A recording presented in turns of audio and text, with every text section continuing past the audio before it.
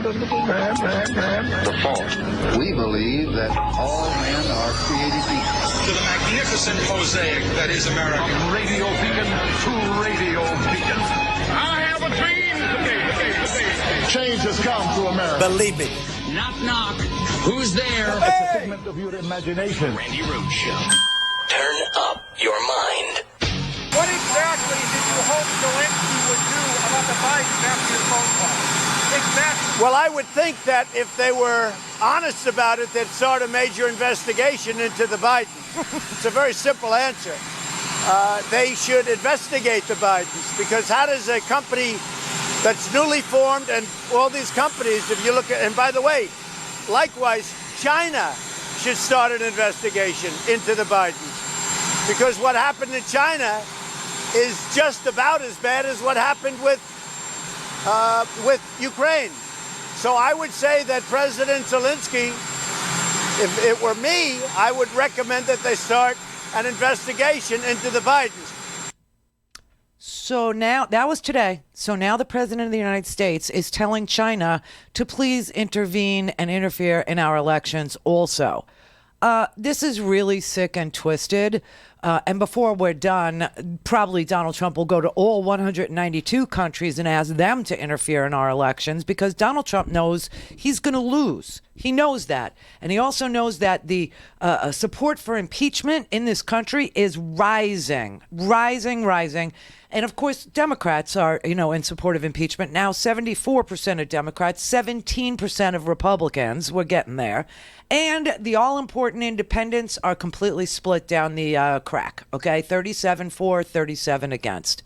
But the plurality of this country, 45% of this country, wants to see this president impeached and removed. Oh, my God.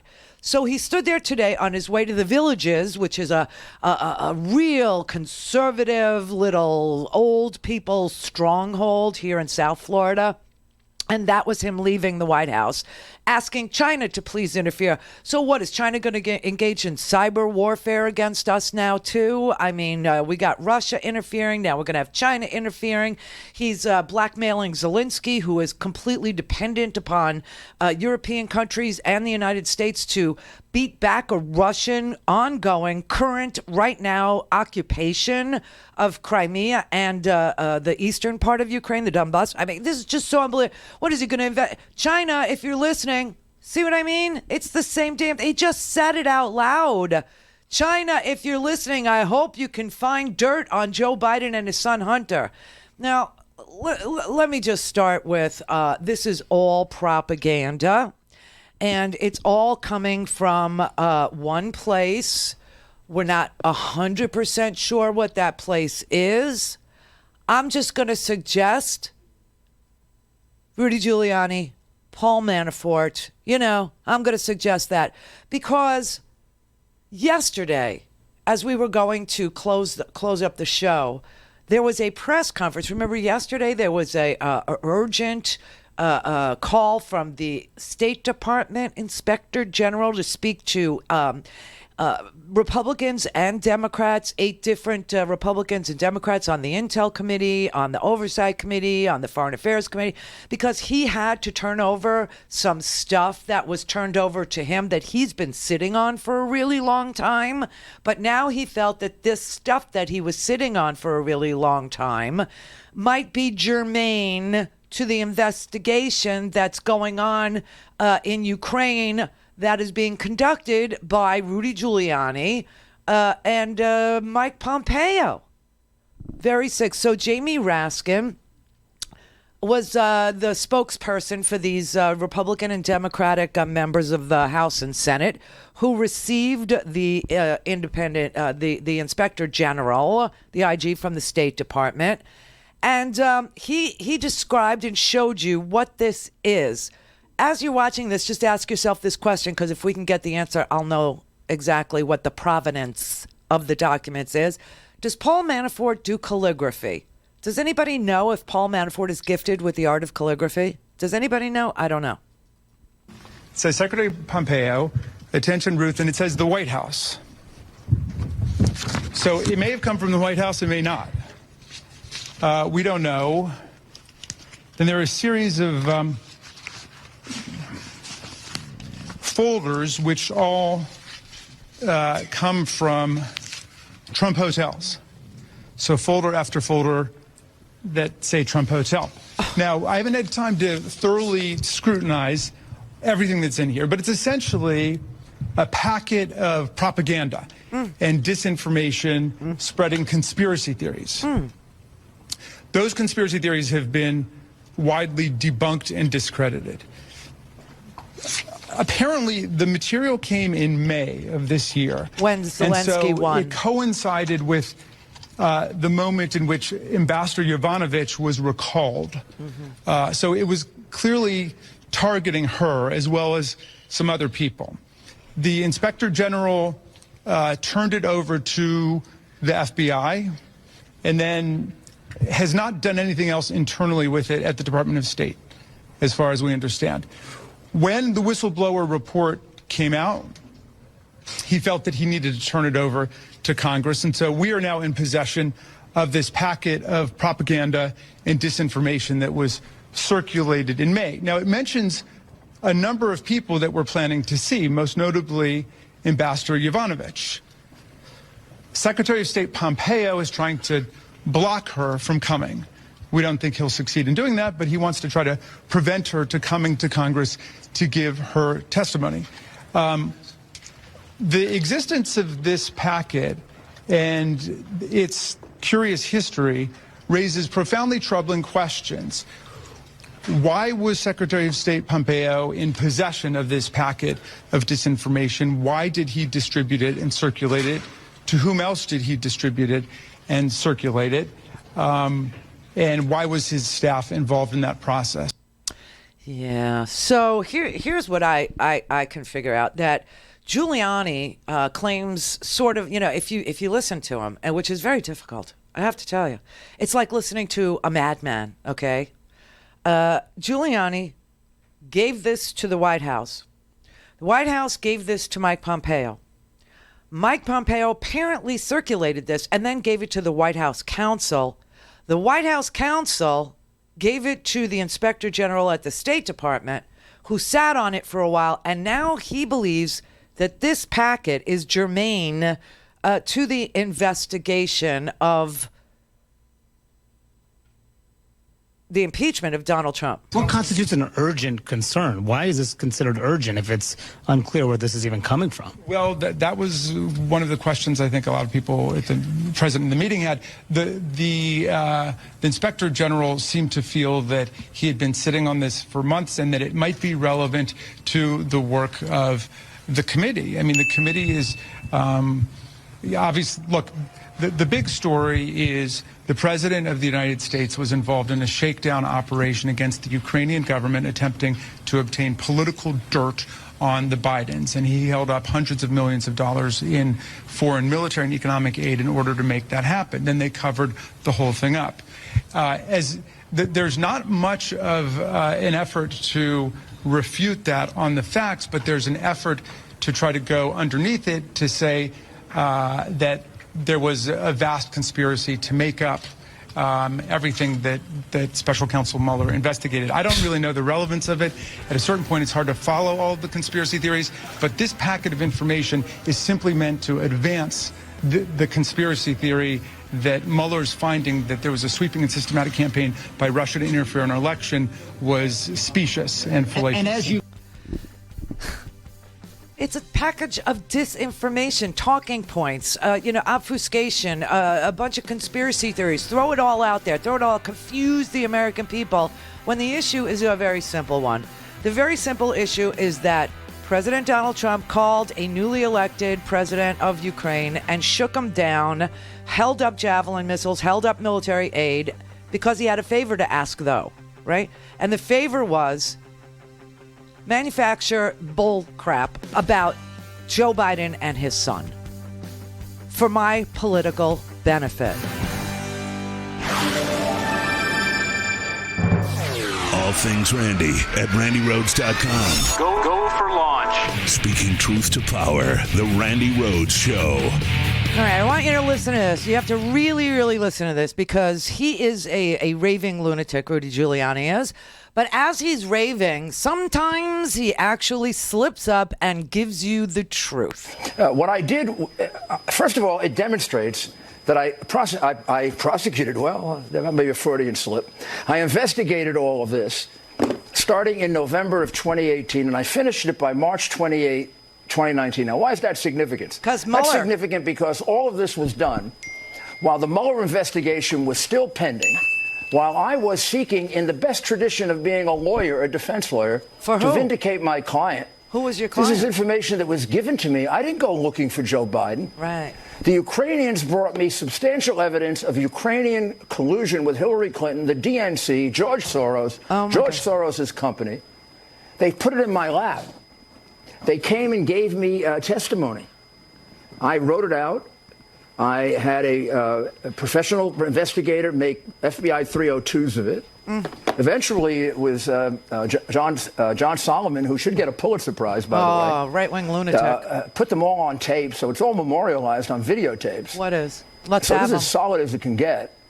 And I interviewed them. In one case, I interviewed Lutsenko so badly he thought he was being cross-examined. I don't accept the.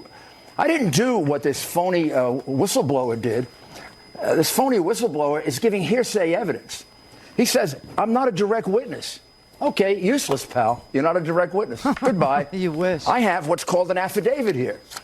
This is not what the whistleblower did. This is under oath. In Austria. It's signed under penalties of perjury by Viktor Shokin. Viktor Shokin has told me he's more than willing to come to America and testify before Congress and point the finger at Joe Biden and his son and basically support what the president said today. Let's see They're it. corrupt as sin. This is so obvious. It's like the nose on your face, Sean. The Ukrainian oligarch Zlochevsky didn't pay millions for Hunter Biden's non-existent skill. What? He paid millions to buy the vice president's office, and it was a good deal for Zlochevsky. He got Hunter Biden off the hook. He got Soros' company out of jeopardy, and he got to come back to the Ukraine and keep his $5 billion. Okay. So we know this propaganda is being perpetrated by Rudy Giuliani. And he's saying that he was doing all this during the Mueller investigation. He was representing his client, right? But we don't know who his client was. And it seems to me that his client was Paul Manafort. There's an article about how it's in the Washington Post today. Okay, it's in the homework. Go to randyrhodes.com, click on the homework, follow along. Giuliani consulted on Ukraine with imprisoned Paul Manafort via a lawyer. Now, this is really important, so we're just going to read part of it so that you can follow that Paul Manafort, looking to destroy evidence against him in the form of a black ledger that clearly showed the payments that were made to Manafort by Viktor Yanukovych, a filthy, dirty president of Ukraine who is now residing peacefully and happily in Russia, where Putin, dispatched him from in the first place to go be president of Ukraine in order to bring Ukraine back to Russia, okay? And this is the guy Paul Manafort worked for, as you know, because you've heard Viktor Yanukovych's name a million times. Sorry. Here's what this article shows. It says, in his quest to rewrite the history of the 2016 election, President Trump's personal attorney has turned to an unusual source of information, Trump's imprisoned former campaign chairman, Paul Manafort. Rudy Giuliani in recent months has consulted several times with Manafort through the federal prisoner's lawyer in pursuit of information about a disputed ledger. Who told you it was going to be about the black ledger? I did, yeah. About a disputed ledger that would bolster his theory that the real story of 2016 is not Russia and Russians' interference to elect Trump, but Ukrainian efforts to support Hillary Clinton. All right, so what does Paul Manafort do? Paul Manafort, from his prison cell, is introducing Rudy Giuliani, who, does business in Ukraine. Rudy does. So did Michael Cohen. Michael Cohen was paid somewhere between $400,000 and $600,000, $500,000, okay, to introduce Ukrainians to Trump. dirty ones. And this whole Poroshenko administration that's now gone and replaced in May by Zelensky scared the bejesus out of him, because Zelensky is the first honest, non-politician, non-oligarch, non-Russian-backed president of Ukraine. So all this is going on in May. Why? Because Zelensky is elected in May. All right. So Giuliani is getting information from Paul Manafort. Who should I speak to in Ukraine so I can exculpate you? Who should I speak to in Ukraine who will help set up Biden's son, Hunter? Who could I speak to in Ukraine? And Manafort is giving Rudy all his dirty politicians and all his dirty friends and saying, go to Ukraine and talk to these dirty guys. These guys will lie under oath for you. So Rudy goes to Ukraine. And he is actually working on, and you can't exculpate Manafort in a court, right? Because Manafort, idiot boy, pled guilty. So there's no, overturning of a jury verdict. He's got 7.5 years. But Manafort is earning a pardon from Trump. He is literally working from prison to earn a pardon from Trump. And Rudy Giuliani is being introduced to every dirty Ukrainian politician that ever came down the pike in order to receive, bullcrap, propaganda, disinformation, misinformation that he's now putting into the bloodstream of the State Department, that he's putting into the bloodstream of the American public, that he's putting into the bloodstream of the Fox News Cult 45 viewers. Now, if you're going to tell me that the people who watch Fox News understand this story as explained by Rudy, I don't have a paycheck, but if I had a paycheck, I would bet it. I would bet it that they don't. They share an interest in a BS narrative that undermines the whole Russia interfered in the election thing that Mueller excruciatingly and meticulously documented in the Mueller report, Volume 1. They are trying to debunk Volume 1 and say it was not Russia, it was never Russia, it was Ukraine, because that's what Putin wants. That's number one. But this is unbelievable. And he sits there, and as he's, frothing at the mouth and regurgitating propaganda, suddenly you start to see the picture that Rudy is being introduced to these people by Paul Manafort, who's trying to earn his way into a pardon from Trump. And Trump is probably telling him, I'll give you a pardon, but this is what I want you to do. I'm going to dispatch Rudy. We're going to change the whole narrative. We're going to say this wasn't Russia at all. It was Ukraine. This was Hillary all along, and blah, blah, blah. And we're going to turn it all on its head. We're going to turn it all on its head because it's so unbelievable. So Manafort's team is the first group of people that ever promulgated this conspiracy theory. And Rudy has taken it up. And he's gone to Ukraine and sat with Shokin, who's a dirty prosecutor, and others.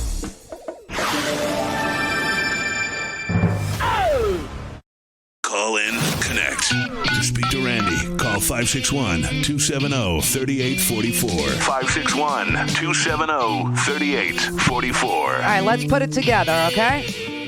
Here you go. It was difficult to follow the whole thing, and you got to understand, this did not arrive in the mail, and I don't know if you can see this, but this was the cover. Yes.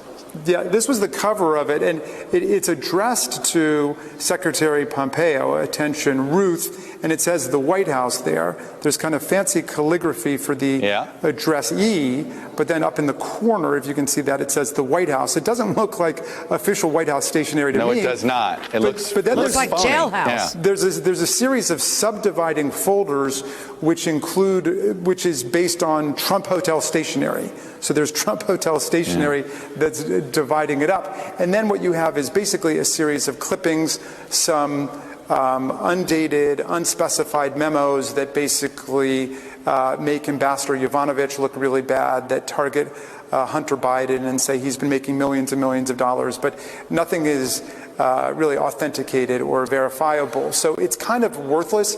Why did the IG give it to the FBI?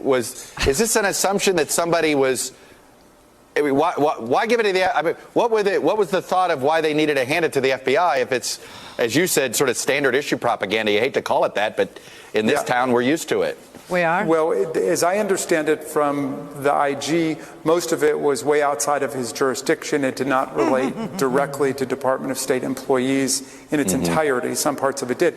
But he basically felt like it should be turned over to someone, and either there are things in here that could bear on an ongoing criminal investigation they've got, or alternatively, the creation of this document and the disinformation and the propaganda contained therein themselves might constitute a criminal act.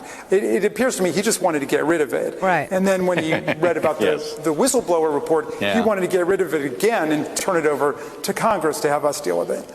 Yeah, so we have to figure out where it came from. Now, this is interesting because the original theory that it wasn't the Russians at all and that it was the Ukrainians and they were helping Hillary Clinton comes from one Paul Manafort. So maybe he knows calligraphy and maybe he's, it's not from the White House, it's from the jailhouse.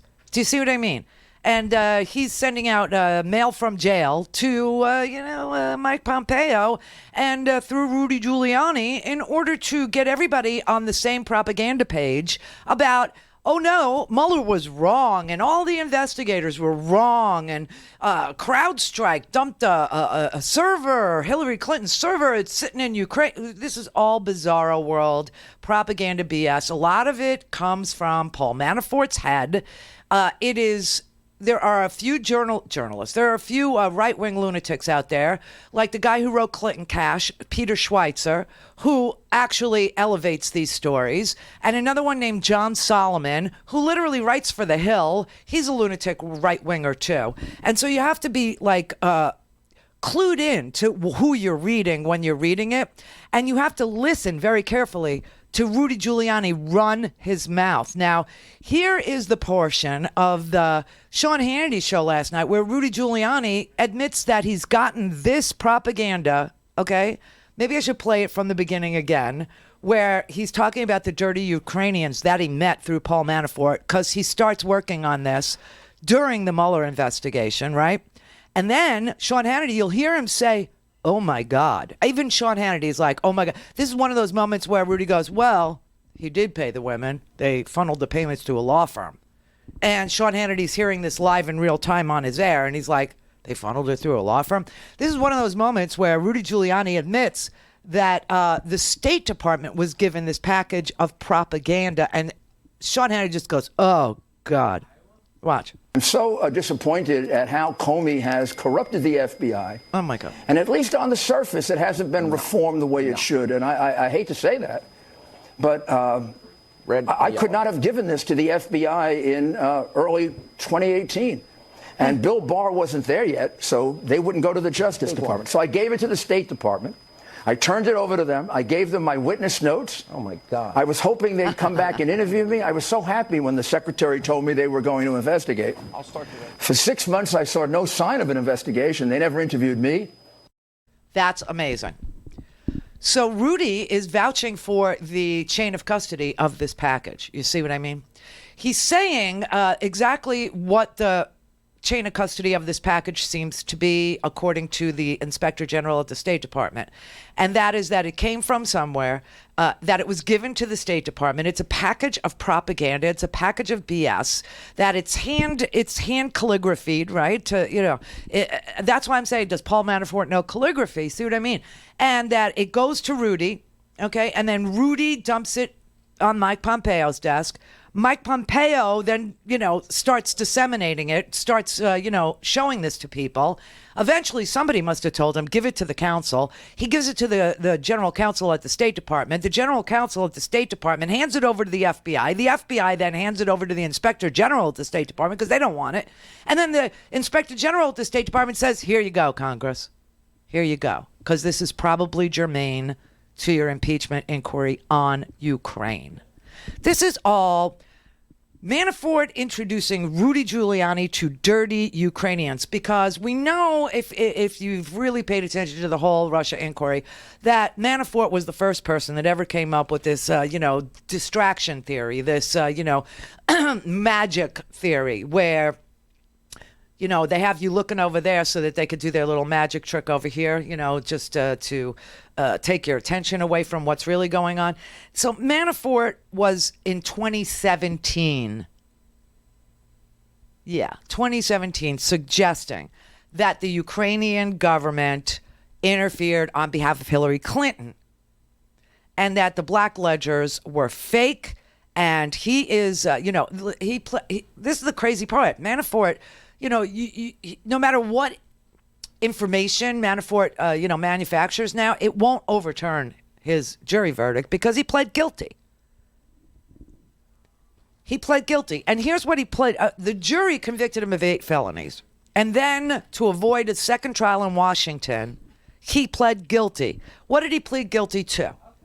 He pled guilty to making more than $60 million in Ukraine, laundering $30 million of it through foreign companies and bank accounts so he could hide it from the IRS, that he laundered it through foreign companies, and that he didn't pay the $15 million he owed in taxes on it. He also agreed that he had lobbied in the United States on behalf of Viktor Yanukovych and other Ukrainian officials, never registering as a foreign agent, and that he conspired to witness tamper, suborn perjury, like, a phony sworn deposition by the dirty prosecutor that Rudy's holding up now, like that. In the case of a man named Firtash, look it up. I don't want to complicate this even more. However, he's now trying to earn a pardon from the president, and the president needs a favor, though. And the favor, though, is that he implicates Ukraine instead of Russia. Okay? And that's what's going on. And I know this because there is now an op-ed in the Washington. This is the Randi Rhodes Show. To speak with Randi, dial 561-270-3844. That's 561-270-3844. Where you have a president using the full power of his office to try to effectively coerce a foreign leader that is completely dependent on our country for military, economic, diplomatic, and other support, to intervene in our election to help his campaign. It's hard to imagine a more corrupt course of conduct. So to my Republican colleagues that say there's nothing to see here, or yeah, it's bad, but is it really something you'd remove from the president from office for? They're going to have to answer, if this conduct doesn't rise to the level of the concern the founders have, what conduct does? Now, we only know some of the facts at this point. The call record seems to be pretty indisputed. The suspension of military assistance is undisputed now. Mm-hmm. The sequestration of this call record and maybe others into a file in which they were never supposed to be placed, a file that is for classified information of the highest order, covert action, for example, those facts are not contested. But all the facts around that we still need to flesh out. What was the State Department's role? What was the Secretary's role? What was the role of the Attorney General? Jesus. There's a great more that we need to know to understand the full depth of the president's misconduct. And maybe when that comes out, it will persuade some of those Republicans to recognize the gravity of the situation. But I think we have to be realistic here. There seems to be no floor below which this president can drop that some of the GOP members, and maybe even many of the GOP members, would not be willing to endorse, look away from, avoid comment on, let alone rise to condemn as incompatible with the duties of his office.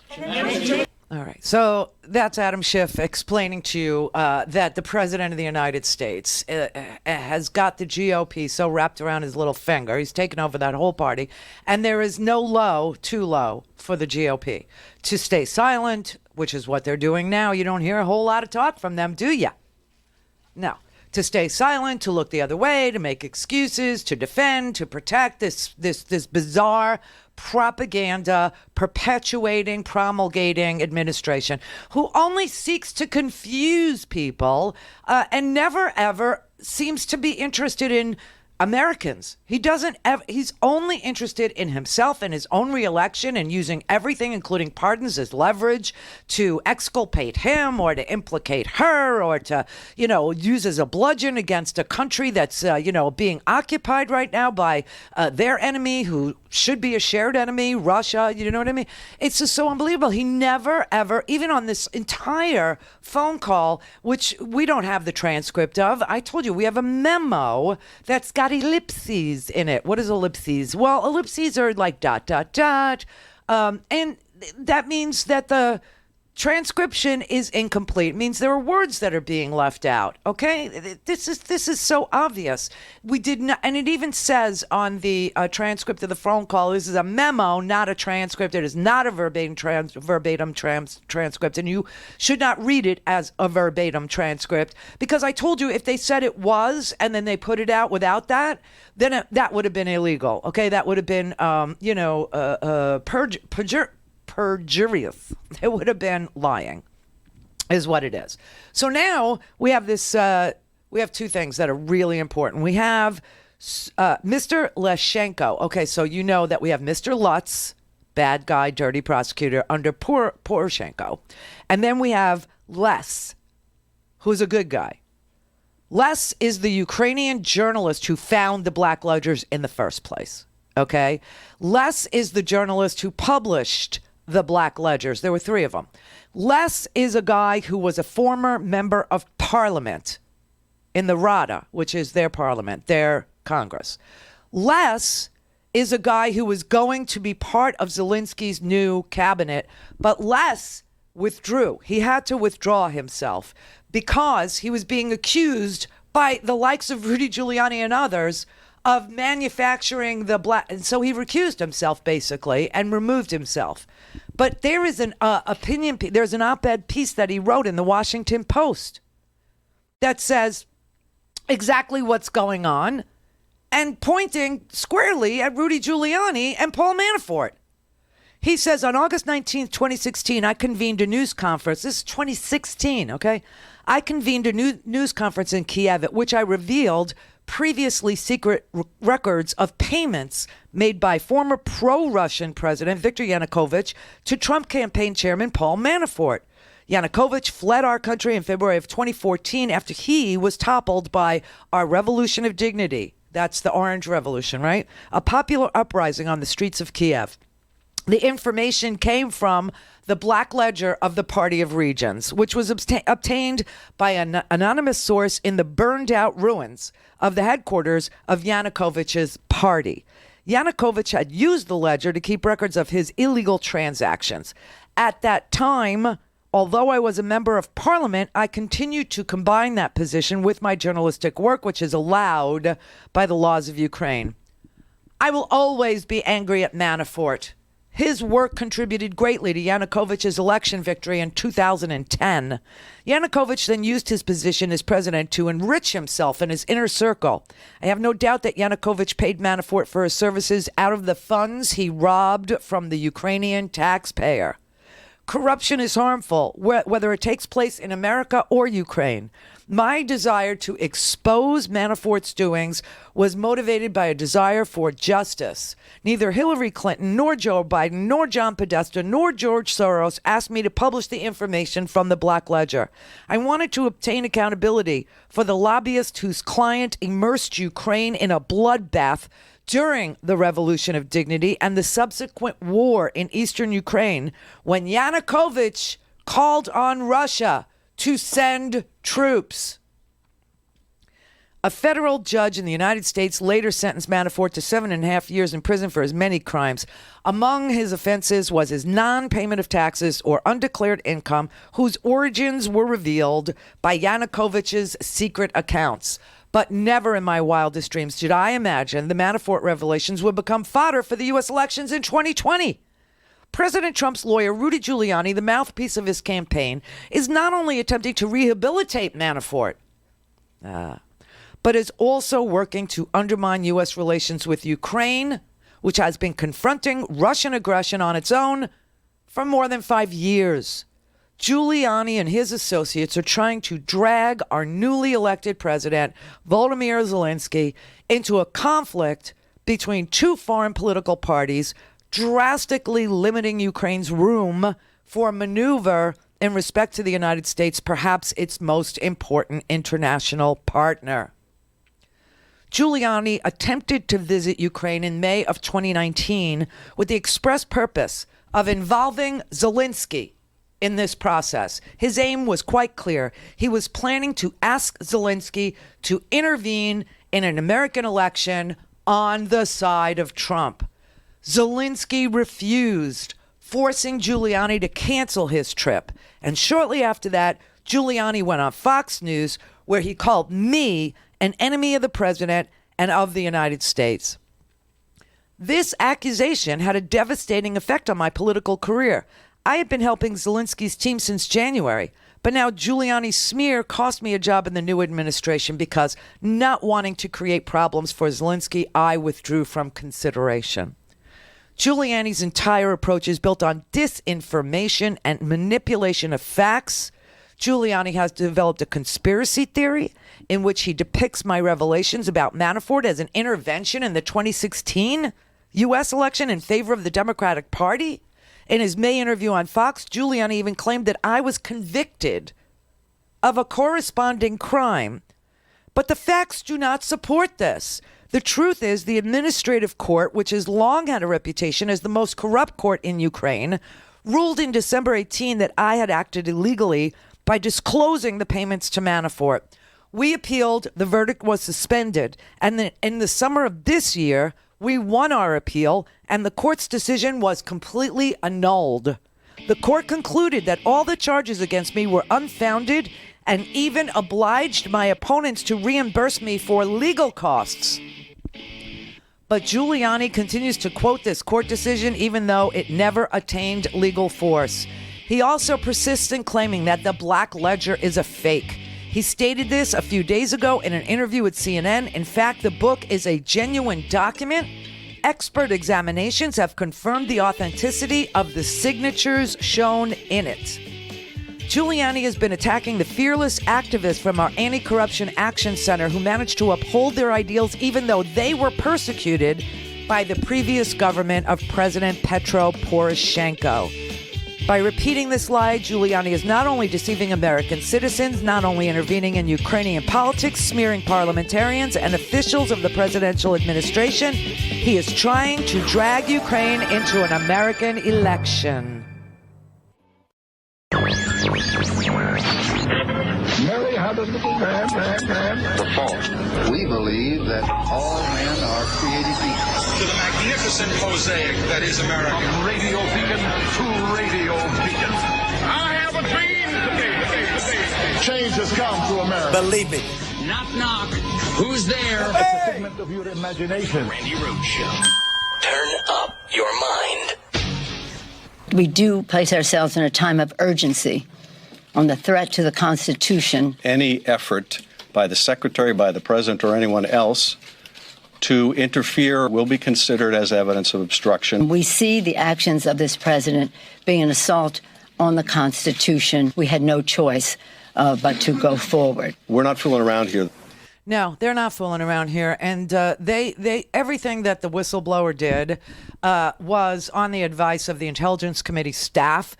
Apparently, the whistleblower had gone to the Intelligence Committee and asked, what does he do? What do I do? I have all kinds of information that I have received from multiple U.S. government officials that the President of the United States is using the power of his office to solicit interference from a foreign country in the 2020 U.S. elections. This interference includes, among other things, pressuring a foreign country to investigate one of the president's main domestic political rivals. The president's personal lawyer, Mr. Rudy Giuliani, is a central figure in this effort. Attorney General Barr appears to be involved as well. Now, I can continue because this whistleblower complaint is 7 pages long. I suggest you read it and then listen to what Rudy Giuliani is telling you he's doing during the Manafort trial. Listen to what he's doing. He's going and getting introduced by Paul Manafort's attorneys to the dirtiest Ukrainians possible and suborning perjury, getting those dirty Ukrainians to lie about Hillary Clinton is really the one behind the interference in the 2016 election. So now, yesterday, the State Department's Inspector General gives to Congress the documents that include the materials that Donald Trump's personal lawyer, Rudy Giuliani, had given to the State Department, had given to Mike Pompeo, that has all of these unproven claims about Joe Biden and his son. They are documents that CNN has now had a chance to go over, and they include claims against the Bidens that formed the basis of this ridiculous July 25th phone call the day after Mueller testifies, when Donald Trump realizes that Mueller didn't do a bang-up job in his testimony. He didn't convince any Americans of anything one way or another because he was halting and old and asking to be pointed to the section of the report. And it wasn't, it wasn't a blockbuster. Everybody knows that. The report was, but the testimony wasn't. And the very next day, he calls Ukraine to shake them down, too. And he accuses them the day after the Mueller testimony. He accuses them of having a dirty ambassador, the U.S. ambassador. She's got to, see, the ambassador that we had, you're going to hear a lot about Marie Yovanovitch. It's fun to say her name. Let's say it. Marie Yovanovitch. Yovanovitch. Everybody, clink glasses. Do svidaniya, Yovanovitch. It's a nice name. She was recalled, and that is who Trump is criticizing in the call, and we're about to get her testimony, okay? Why? Because she knows that the Black Ledger is real. That's why. And she knows that this conspiracy theory is fake. The packet that Rudy Giuliani gave to Pompeo, who then gave it to the council, who then gave it to the State Department Inspector General, the packet has internal State Department emails from State Department officials who are discussing fake articles about Yovanovitch. And they're saying, this is fake. These are fake narratives. They're not real. There's no evidence of her doing anything except forwarding the interests of the United States of America. There is no evidence of wrongdoing by Joe or Hunter Biden.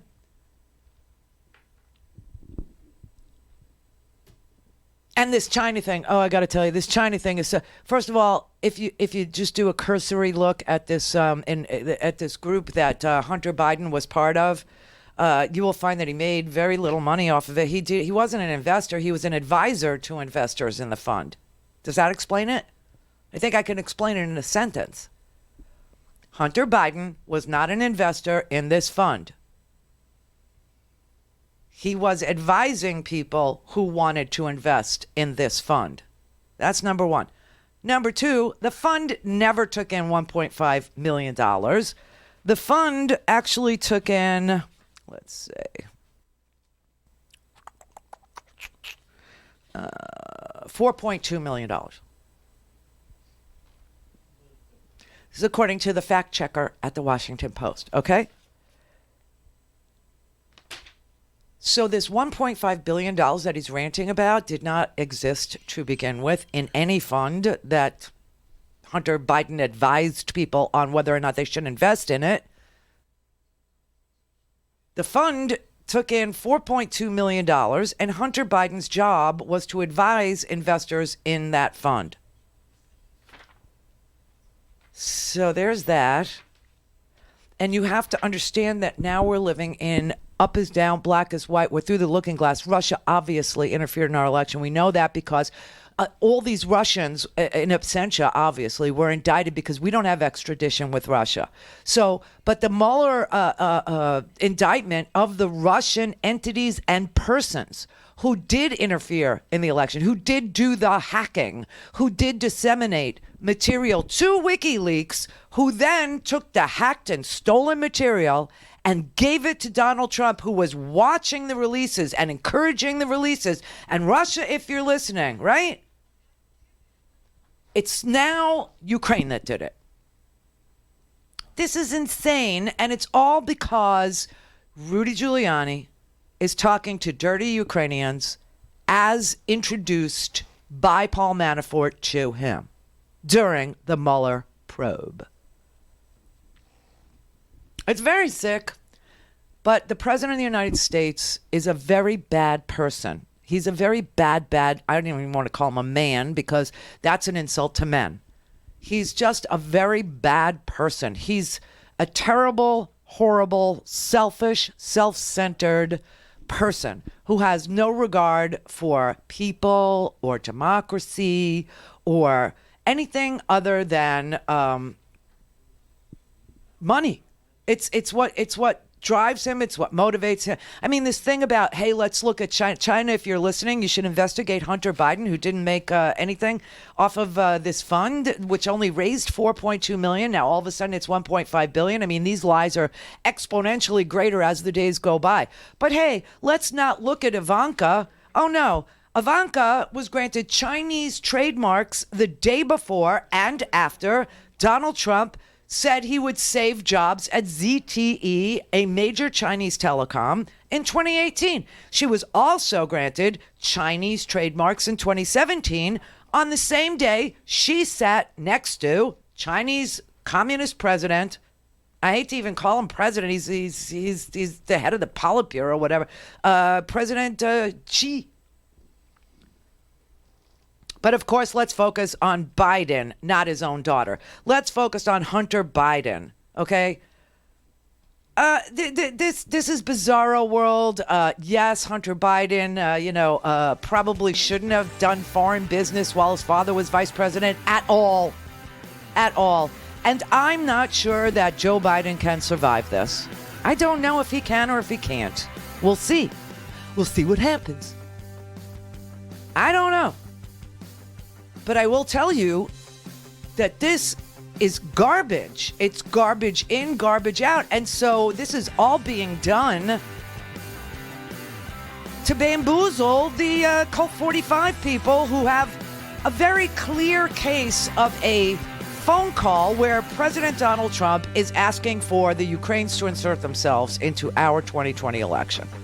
That's it, and if you could say it in a sentence, guess what? Cult 45 understands it.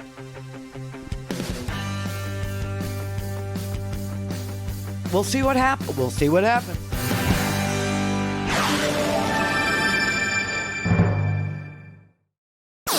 All things Randi at RandiRhodes.com. Go for launch. Speaking truth to power, the Randi Rhodes Show. You've been on these calls before with President Bush in your time in office. Another person who's been on these calls, Susan Rice, who was Obama's national security advisor, she wrote in a New York Times op-ed that almost everything about President Trump's conversation with Ukraine's president violated protocol. Do you agree with that? Look, I think we don't know enough. It's like I don't know whether or not this call was handled differently in terms of the server. I think, look, I have never had the experience where I've been on a call where President Bush, or I'm not even familiar with any president, calling and asking a foreign leader for a favor related to an election or a political matter. It's just not the normal course of things. They're normally asking for bilateral cooperation in a policy matter. Is it unusual for Secretary of State to be on this call? No. Secretary of State, the National Security Advisor, perhaps a vice president, may be on either a separate extension. So it's interesting why Pompeo didn't say that when he was first asked. I think that is standing out to a lot of people. I want to move on to the whistleblower because President Trump has certainly condemned the whistleblower. What are your thoughts about that? This may be among the most concerning pieces to me. Look, we as a nation condemned Snowden because he didn't follow protocol. He didn't hire a lawyer and file a whistleblower complaint with the inspector general. This individual, this public servant, did exactly what they were supposed to do in the intelligence community if they had an issue. They followed protocol, and now they're being hammered, maligned. You're right. And the long-term implication of that, Gail, is every other person who's a potential whistleblower watches this and says, I'm not going to do that. Right. And that is the problem with what Donald Trump is saying and what Donald Trump is doing. And, claiming that this transcript that we got was a word for word, comma for comma. No, it wasn't. It had ... It had dropped sentences. It was 5 pages long for a 32-minute conversation.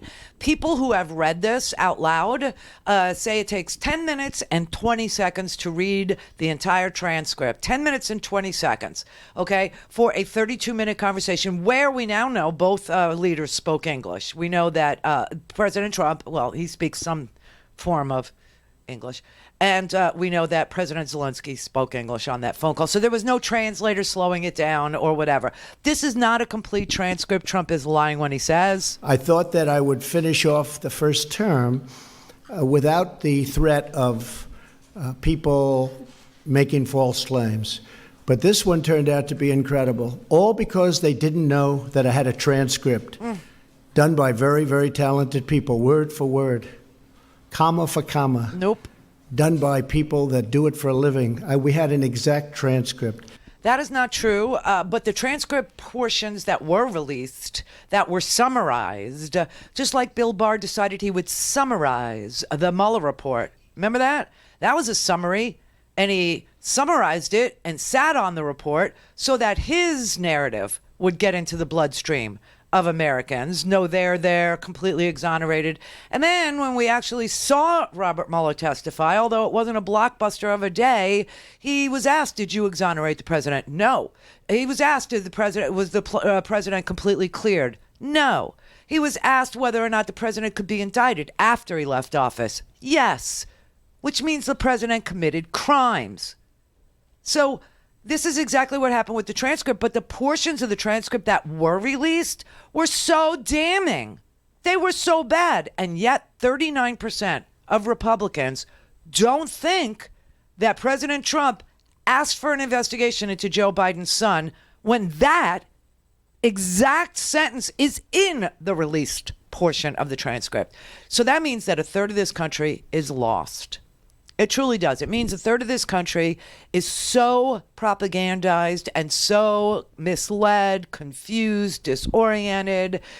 They are just so completely out of the loop. They don't read a newspaper. They are believing that the press, the newspapers, these awesome, awesome reporters, the Tom Hamburgers of the world, the Josh Dawsey's of the world, the Maggie Habermans, that they are the enemy of the state. It's just so bizarre. So 30% of our country is literally lost. And what's really sad is the economy is truly crashing. It is. It's happening. I told you yesterday that manufacturing is in a technical recession, meaning 2 quarters of negative growth. And there are plenty of articles today in various, I tweeted one out from Foreign Policy because that is one of the most right-wing sources you could use as far as, they're hawkish, they write about foreign policy, they're not writing about specifically Trump or this one or that one. They are looking at the world, okay? There's the Financial Times and there's Foreign Policy. They look at the world. And Foreign Policy magazine last night was trying to send out the alarm bell. They were trying to ring it from the highest mountain. They were trying to ring it through the valleys.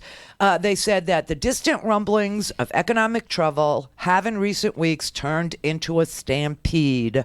Most major indicators pointing to a global economic slowdown, which and then they cite that it's Trump's trade policies that are doing it, that he's dismantling all of these interdependent, globalized supply chains, where let's say you're going to build a car, and part of it is going to be built in Mexico. So the harness that holds all the wires is going to be built in Mexico. And then that part gets sent to the United States, where on the assembly line, the wires are put into the harness that was built in Mexico. And then maybe it goes back to Mexico, or maybe it goes to South Carolina, and then maybe some Chinese parts for the computerized systems in the car, right? And so you have these global supply chains going into any single item at all. And Donald Trump has disrupted all these interconnected, interdependent supply chains in order to tell his base he's being tough on, foreign, on the Europeans. He's being tough on China. He's being tough on Mexico, all this crap. But in this article, it says, and this is a report from an economist in Geneva, Switzerland, okay? He said there is a global slowdown in manufacturing, and I do think it's related to Trump's war on trade. It's not just an issue between the U.S. and China. It's the U.S. and Europe. It's the U.S. and its NAFTA partners, the U.S. and Japan. And it said, in reality, manufacturers are talking about falling orders, especially for exports, bulging warehouses, sending the U.S. Purchasing Managers Index to its lowest level since the depths of the Great Recession a decade ago. On the 18 manufacturing sectors tracked by the index, 15 have showed contraction. Metal, steel, he's talking about steel and aluminum. They said they were hammered by his tariffs on steel and aluminum. Bankruptcies have begun in that sector. Farm bankruptcies are rising again for the second consecutive year. And he said he's made clear that the problem is Trump's own economic policies. And what happens now is when manufacturing tanks, services that support the manufacturing also stop hiring, and that tanks. And then what happens is the housing market goes. Why? Because people are allowed to, used to be you could only make, your mortgage payment could only be a third of your income, right? Well, now it could be 43% of your income. And so people are paying entirely, almost half their paychecks for housing. This is why we have a homeless problem. Housing is ridiculously expensive in this country. And people can't really afford, they're just barely hanging on. If this country is a service sector economy mostly, healthcare especially. If manufacturing goes, so does the service sector, so does housing. Clear for takeoff.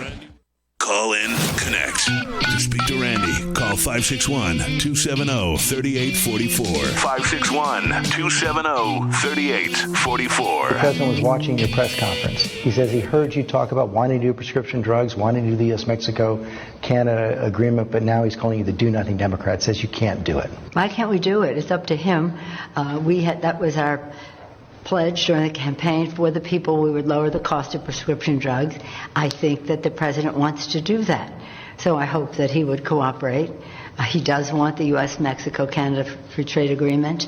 So do we, when we have assurances that there will be enforceability for America's workers and America's farmers, and we're close.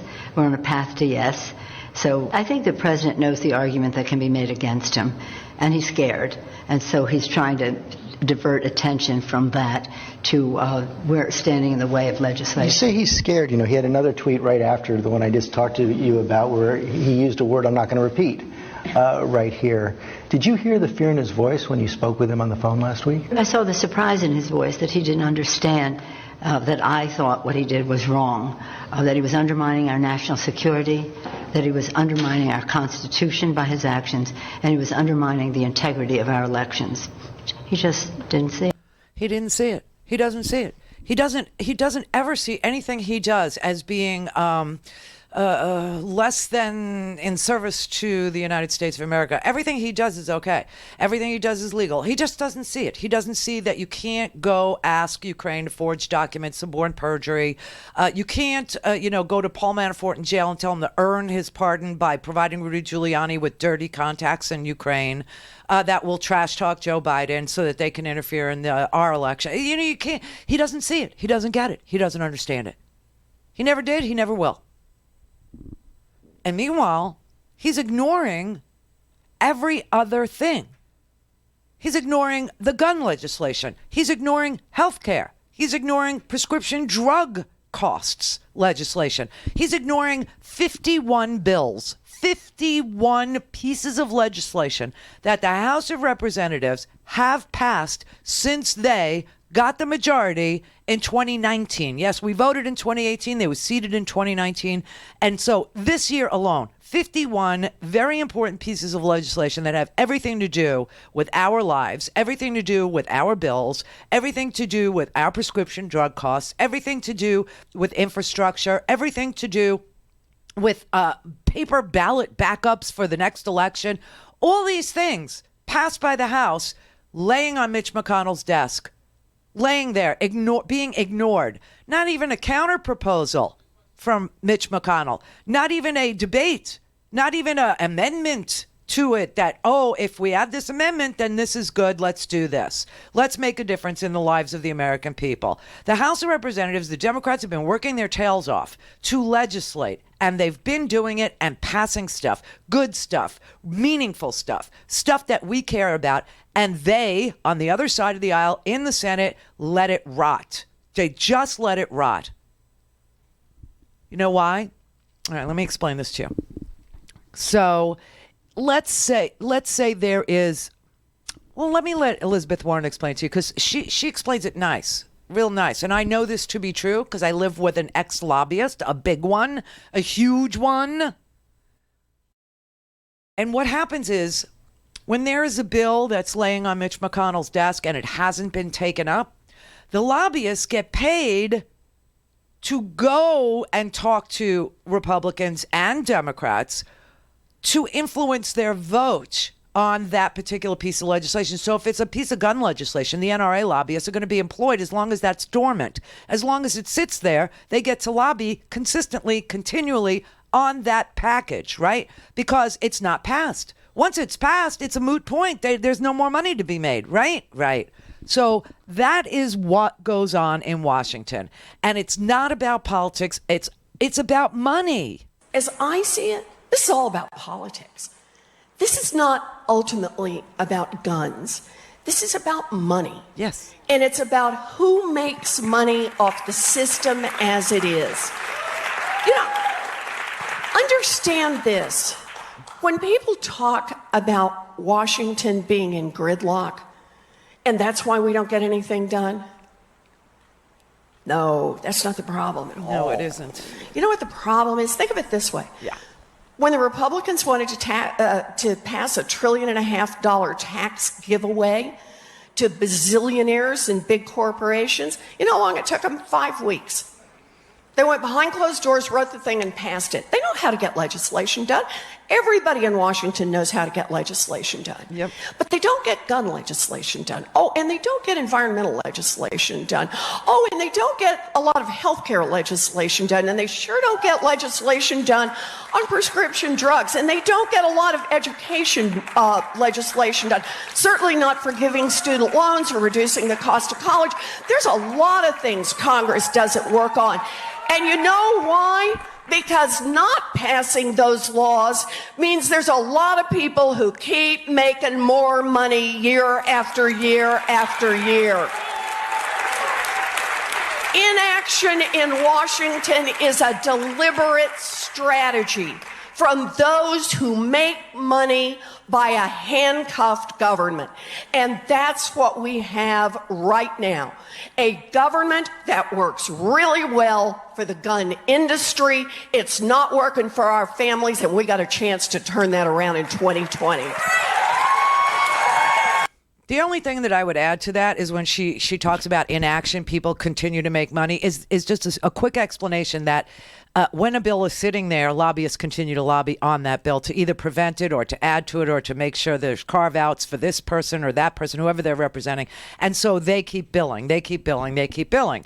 And not only do they keep billing, but they keep holding fundraisers for that member. Fundraisers for that member for breakfast, fundraisers for lunch, fundraisers for dinner, cocktail parties, for all fundraisers. So the member is making money for their re-election campaign, and the lobbyist is making money from their client who wants this piece of legislation either stopped or wants carve-outs in that legislation for their particular client, their particular entire industry, if they're operating for an association like the National Association of fill in the blank, National Rifle Association, National Association of Manufacturers, National Association of this, Chamber of Commerce, right?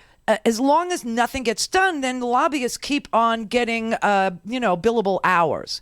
It's a complete broken system. And all the money goes to the member. All the money goes to the top. All the money goes to the client. All the money goes to the lobbyist. This small little group of people are the ones that benefit from inaction, and that's why you see inaction. That's why. It's not that people can't agree. 93 or plus, percentage of the United States of America, including gun owners, want background checks. It has nothing to do with the country being divided or polarized or split or anything like that. Yes, I said a third of this country is gone. A third of this country is completely propagandized, completely bamboozled, completely blind. They cherry pick what they will read. They cherry pick what TV shows. If they hear facts, it's like an assault on their small little bubble brain. They can't manage the facts. They can't apply them to the real life situation they find themselves in. They just can't. So a third of our country is gone, but that has nothing to do with what's going on in government. Nothing at all. Inaction equals profitability for a small class of people. Call in, connect. This is the Randi Rhodes Show. To speak with Randi, dial 561-270-3844. That's 561-270-3844. Let's not make any mistake here. The president wants to make this all about the whistleblower and suggest people that come forward with evidence of his wrongdoing are somehow treasonous and should be treated as traitors and spies. This is a blatant effort to intimidate witnesses. Yep. It's an incitement to violence. Mm-hmm. Congresswoman? Yes, I mean, the president does that. He doesn't hesitate to do that. The kind of tweets that he put out time after time today, there were, I don't know if there were quite a dozen of them, but it seemed like that, just degrading and using profane language and going after people. My hope is that the American people look at that and say, this is the way the president of the United States talks, and this is the kind of activity that he would encourage, going after people. And I think it is right to say that he incites violence. After all, he said that it could be a civil war if he were impeached. What is he talking about? And traitors and spies, that, what happens to them? Clearly, he was talking about capital murder. Yes, he was talking about capital murder. And Adam Schiff has received death threats. We now know this. And the president of the United States is egging on a civil war. We know that we have these crazy right-wing lunatic militias. We know that a third of our country is literally gone, meaning they don't believe in democracy anymore. They don't believe in free and fair election. They believe in Trump and whatever he says. And that is a good 30% of our country. And we will always have 30% of our country that are racist, 30% of our country that feels lost, 30% of our country that will listen to any strong and wrong person who steps up to the microphone that tells them that they have a right to be angry and they should feed that anger instead of, looking toward people who could make things better through difficult things like legislation and laws that make sense, and having unions at the table when contracts are negotiated, collective bargaining. They will listen to anyone that steps up to the microphone, and they will vote against their own best interest. 30% of this country is like that. But that means that 70% of this country is not. And with this manufacturing slump and this farming slump, the bankruptcies in the farm community, this means that Trump cannot win in Wisconsin and Pennsylvania and Michigan. And if he does, and the next round of tariffs on the China, $300 billion more, that is the car industry. And if that affects Tennessee and South Carolina, if that starts to affect, the people who work, in car plants in the South, it's going to be a rout. It'll be a blowout. And that is why he is looking for help from foreign governments to smear whoever should be the Democratic nominee. That is why. He knows he cannot win. His own economic policies, it takes a little while for economic policies of the President of the United States, especially without legislation from Congress. And the only legislation we've had from Congress was to give all the money to corporate titans, all the money to billionaires and millionaires, multiple millionaires, many times over millionaires. And he promised us 4% growth in exchange. He promised us rising wages in exchange. And none of it has happened. And in fact, what we said would happen has happened. And that is we have no more tools left to manage a recession because we're in such deep debt that we couldn't, where are we going to get money for a stimulus? Okay, where? And the interest rates are super, super low. So how do we use monetary policy to help us out of a recession? See what I mean? We're going to have another, obviously the manufacturing and farming go first, and then comes services, and then comes housing. Loan defaults are coming. He's going to, and it seems to me that he's timing these tariffs because that's how he's doing it. This is how he's manipulating economies. That's why I tweeted out that foreign policy article. If you follow me on Twitter, @Randi Rhodes, please read that article and you will understand how he controls the timing. You know how they always say presidents can't really affect an economy? Right, it's true. Legislation can. But a president, not so much. But this man has decided to use tariffs as a weapon. And now if something happens to him and he doesn't seem to be able to get out from under impeachment, or he doesn't seem to be able to win in 2020, he could literally pull the trigger on another basket of tariffs that will literally tank the U.S. economy, the global economy. He'll take the whole freaking world with him. That's what's sick. Everybody thinks, he'll nuclear weapon and he'll attack. No. He doesn't know what he's doing in that arena. He has no idea. But he thinks he understands how to destroy an economy with tariffs. He thinks he understands how to destroy the economy in certain very key sectors, like the soybean sector, like dairy farms. He knows how to do that.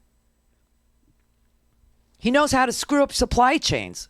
From Japan, from China, from Europe. Okay, Brexit is also part of Europe's problem because their entire economy would be completely disrupted. And I don't know if you know this, but the euro is like worth 50% of what it's supposed to be worth. It's like it's the value is cut in half because of this Brexit madness. These are the small group of people that are screwing up the global economy. And stealing all the money off the top and then watching all of us, just disappear pretty much. It's very sick and sad, but that's how he could time it. And so if, how he keeps saying, if you get rid of me, the stock market will crash. Or if you get rid of me, you watch the economy will, because he knows how to implode an economy using tariffs. He knows how to implode the supply chains, the interdependent, interglobal, interwoven supply chains. He knows how to disrupt it. He knows. He also understands what's going on in the housing market. Trust me, he knows. Jim in Oklahoma. Yeah, Randy. Love your show. I watch you every day. Thank you. I appreciate that. I'd wake up every day just amazed that this man's president. It is amazing. He's a babbling idiot. Well, he's crazy like a fox, and so is Rudy Giuliani. It's just because what they do is they hold all of us hostage to their whims, hostage to their belief system, which is, based in an alternate reality, right? And so if Trump gets in trouble, if Rudy, listen, if this whole thing implodes, that he's going to take the whole world with him. I just want you to know I said that. I just want you to know that when you see it, this is why. Yeah. Well, they love him so much here in Oklahoma. I know. I'm scared to even post anything on Facebook negative about him. I know. Yeah, you know. I do. I've got a couple of people that agree with me, but we talk on Messenger. I don't post it on Facebook. I hear you. I hear you. I get it. But you know what? When it starts to affect them, when it starts to actually have an impact in their house, just like with Bush, you know, we had the same scenario. I don't know if you remember, but we had the same scenario with G.W. Bush. He was a wartime president, and I didn't support the troops, even though I am a troop. You know what I mean? All this stuff, all this crap, all this, you know, blind faith that George Bush knew what he was doing, that George Bush was a smart guy, that George Bush understood, you know, and then the economy imploded. In 2008, he literally tanked the economy. And now, all of a sudden, those same people, the same ones. Oh, I never was for Bush.